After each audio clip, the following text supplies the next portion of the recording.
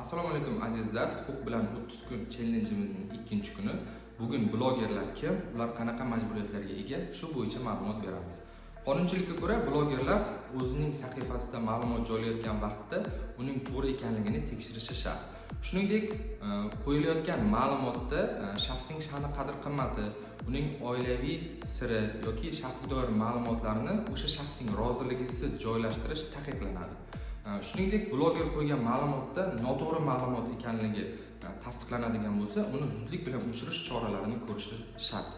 Yuqorida aytib o'tgan talablarni bajarmaslik blogerlarga nisbatan ma'muriy javobgarlik va hattoki jinoiy javobgarlik jazosini qo'llashga ham sabab bo'ladi.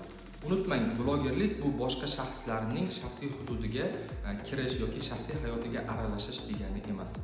Huquqingizni biling va har qanday joyda talab qila olasiz. Ushbu videoni bloger tanishingizga yuborib qo'yamiz.